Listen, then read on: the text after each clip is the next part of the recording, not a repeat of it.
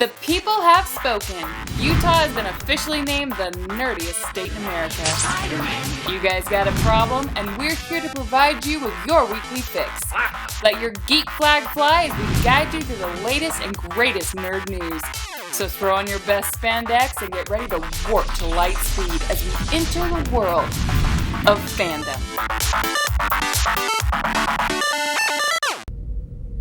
On screen. Hi guys, and welcome to a very special Star Wars edition of Fandom. As always, I'm Jessica Lane, your official nerd herder and guide through Utah's geeky galaxy.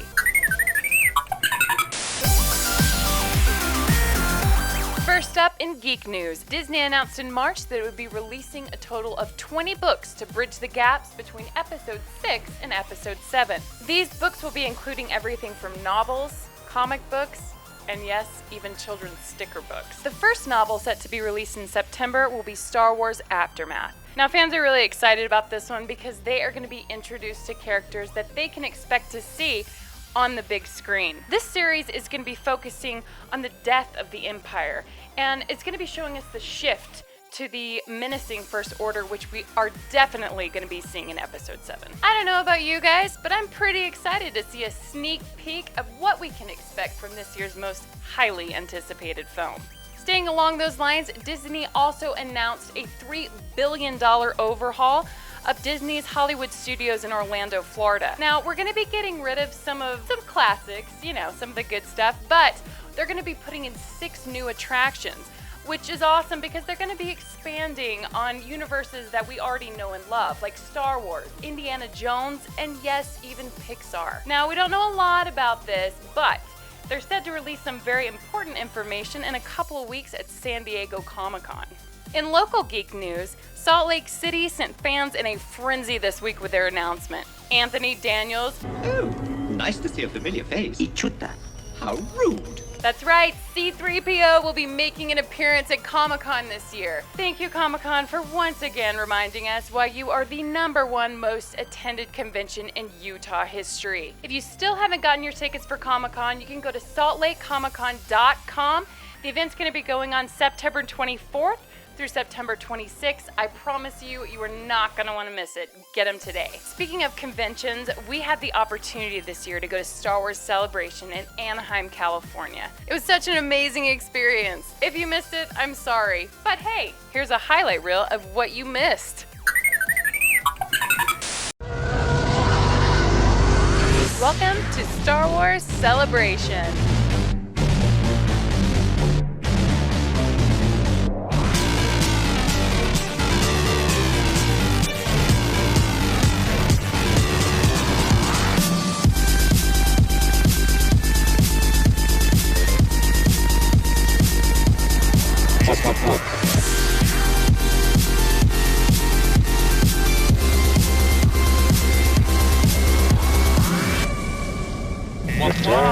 Right now we're looking at the director of Rebels.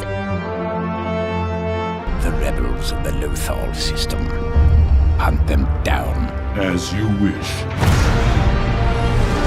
Fighter coming in at Mark 3.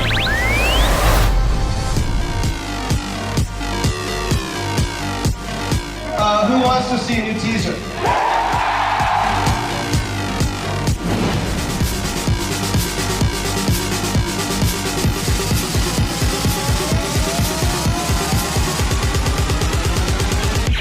We're home.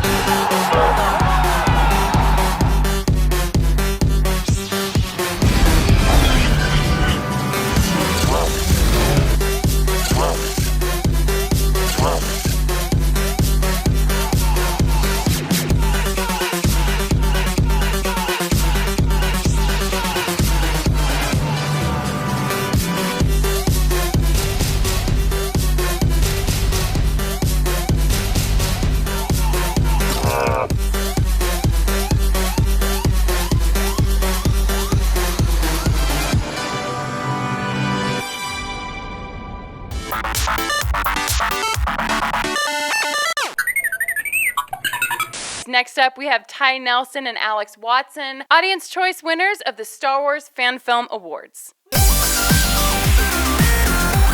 Hi, it's Jessica Lane with Fandom. I'm here with Ty and Alex, and we're going to talk to them about their fan film from Star Wars Fan Film Awards. Yeah, Star Wars Fan Film from Awards. Lucasfilm. Live from the Anaheim Convention Center in beautiful downtown Anaheim, it's the 2015 Star Wars Fan Film Awards.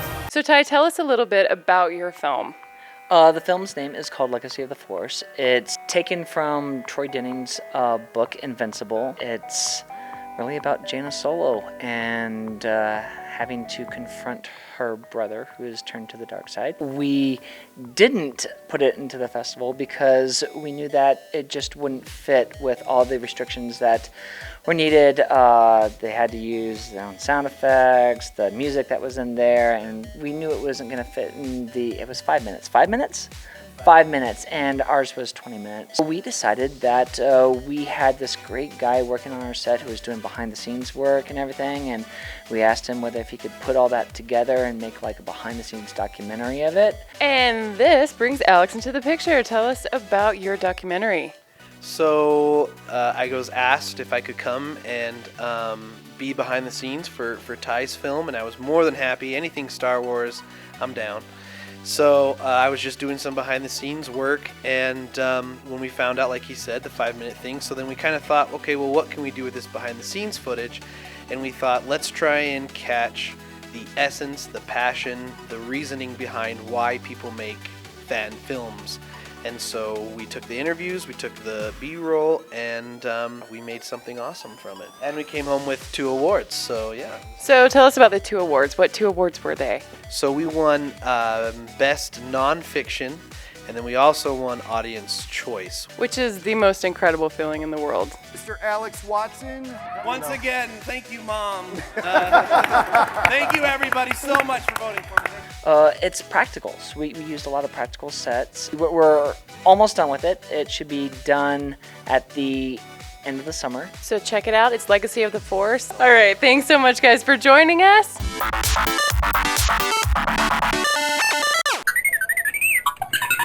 Up next is a very special Seaich review. We are going to be reviewing Fantasy Flight's X-Wing miniatures. Hey guys, what's going on? This is Jared Seaich coming at you with a special edition board game review. Now today's review is going over one of my personal favorite games of all time, Star Wars X-Wing Miniatures. Control the most advanced starfighters and skilled pilots in the galaxy. In the Star Wars X-Wing Miniatures game, you will command a group of merciless Imperial or daring Rebel pilots in furious ship-to-ship space combat. This overview is for new players interested in maybe seeing if it's fun or not, and maybe for existing players trying to recruit their buddies into playing. $600 later, you're still playing. Now, all in all, X-Wing is pretty simple. It falls under the category of tabletop games, which functions around miniatures. Obviously, here we've got the Star Wars Starfighters played on top of what other than a tabletop. All groups assume attack coordinates. Now, what makes X-Wing unique from other tabletop games that I've seen is that you actually use measuring devices to determine where you are on the board and how you move across the board. The game is broken up into 3 different factions. You've got your Rebel Alliance, Han Solo, Luke Skywalker. Then we've got the Scum and Villainy, the Bounty Hunters, Smugglers, the Scum Pirates of the universe. And then lastly, the Empire, Darth Vader. It's a trap! Now, the first step in playing the game is building your fleet. Now, you can do this through the cards available in the game. Each ship and each pilot carry their own value. In breaking down the cards, we've got Boba Fett here, my personal favorite. The numbers on the side you're going to find are the pilot skill, the attack number, the defense number, the hull, and the shield value.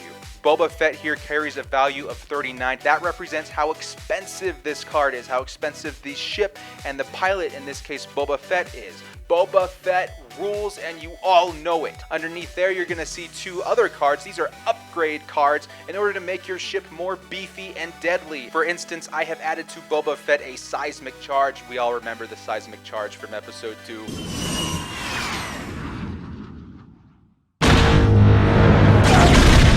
Going through the game, you're going to learn what each one of these abilities does, what each one of these add-on cards do. You're allowed 100 points to spend on your fleet. Those numbers are added up to what's called your squad points. Your squad points in an average or a normal game would be 100. Then of course you can fill your 100 points with other ships and abilities. It all comes down to strategy, the way you like to fly. Let's say you like to fly a heck of a ton of TIE fighters. That's called swarming. Let's say you like to fly with some heavy hitters with the Rebellion, like Han Solo or Dash freaking Rendar. So once you've got your squad built, it's all about maneuvering and being strategic, and being a good pilot. Accelerate to attack speed. Draw their fire away from the cruisers.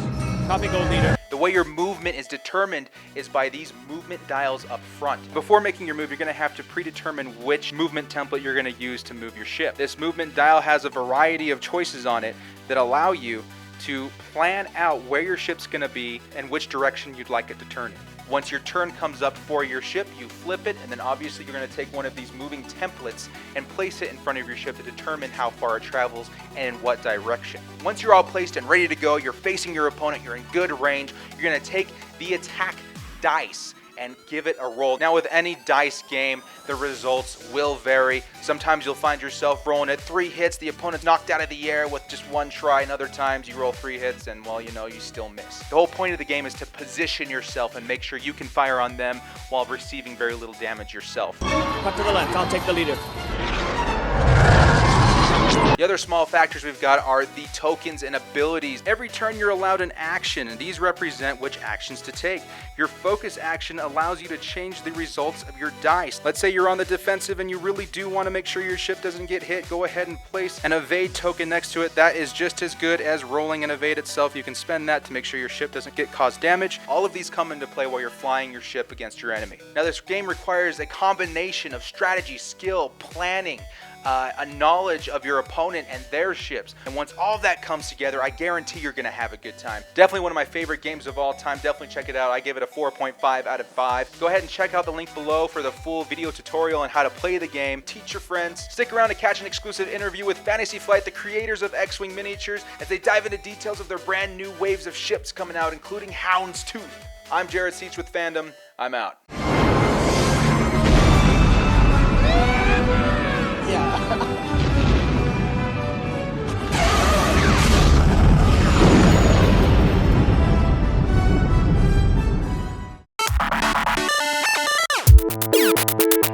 Is there anything you can tell us about the new wave of ships that are coming out this year? For X-Wing? Yes. Well, we just announced 4 new ships yesterday during our panel, and people are really excited about it. I'm personally a big fan of the Bounty Hunters, so we have Bosk's ship there.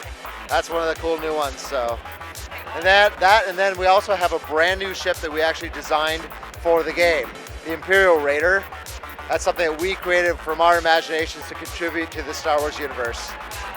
Is there anything you can tell us about the Armada? What do you have planned? Or we have expansions coming out soon? Oh, definitely. So, I mean, Armada is brand new. It's only been in stores about a month, and it just takes Star Wars gaming to a whole new level because you're controlling entire fleets of Star Destroyers and Rebel capital ships. And the first wave of expansions will be coming out fairly soon, and then we have more planned as well. All right, awesome. Thanks so much for taking time with us. All right, guys, you know what we say here at Fandom, books are awesome. So let's go to Dan to get our book review of the week. All right, hey, this is Daniel here, and we are with author Johnny Worthen, the man, the myth, the legend. He's here to talk about his new book, as well as the rest of them. So first we have Eleanor. Eleanor is a fantastic book about a young 15-year-old girl hiding in plain sight in a small Wyoming town. It won Book of the Year this year in Utah for young adult audiences. And there are a lot of young adult books out there, so I'm very proud about that. The book is a standalone, and it's wonderful, and it's for sale. But if you like Eleanor, and you will, the sequel to it, called Celeste, is being released on July 14th. I'm having a party at the King's English Bookstore on the 18th at 4 o'clock. So you need to come out and hang out with me and learn about Celeste, which is the second book in the series, and it'll blow your mind. And then the other book you have is The Brand Demand. The Brand Demand is an adult book. Children, you don't need to read this one, but it's a fantastic one for you adults. It is a local color piece that takes place in Salt Lake City. It's about a blackmailer who gets in over his head.